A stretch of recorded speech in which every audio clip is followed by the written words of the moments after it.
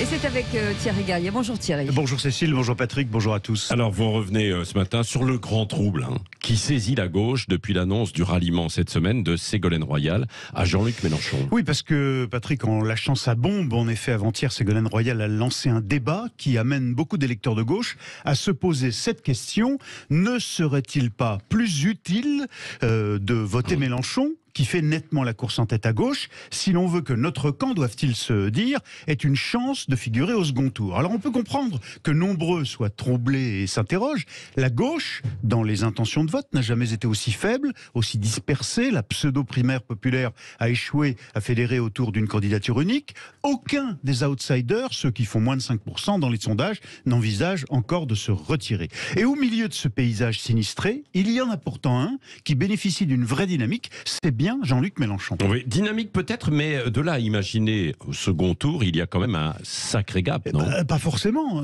D'abord, Jean-Luc Mélenchon est désormais passé de façon durable au-dessus de la barre des 10 points, donné en moyenne autour de 10-11% par tous les sondeurs. Et il faut se rappeler que c'est à peu près le score que lui donnaient les instituts de sondage en 2017, à la même distance du premier tour. Or, Mélenchon, souvenez-vous, à la fin, à l'époque, a fini avec près de 20%, 19,6 exactement. Eh bien, si le patron de la France Insoumise renouvelait cette performance en avril prochain, il pourrait donc se qualifier compte tenu de la dispersion à droite. Le seuil pour être au deuxième tour, cette fois-ci, se situe pour l'instant vers 16%.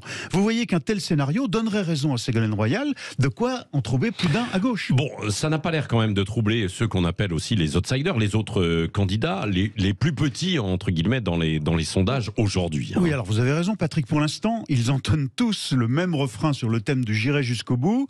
Pour certains, pour Taubira, pour Hidalgo, le refus de voir la réalité en face est quand même inquiétant. Christiane Taubira va pourtant devoir jeter l'éponge. Elle n'a plus d'argent.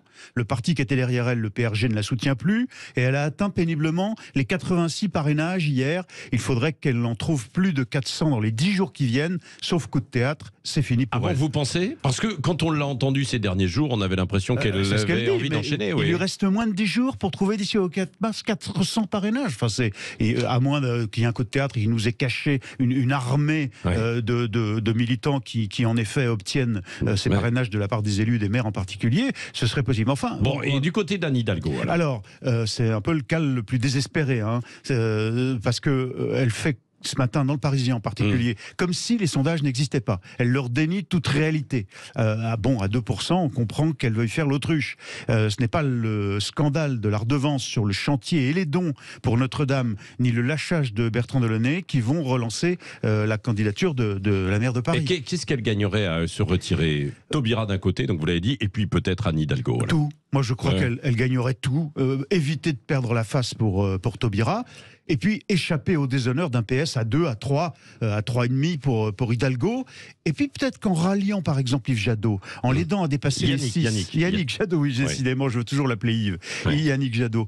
En l'aidant à dépasser les 6, 7, 8 points, pourquoi pas, on peut rêver, elle pourrait même ouvrir la voie au retour d'un pôle écolo social-démocrate crédible, et puis s'en réclamer, finalement, dire qu'elles ont participé à ce score.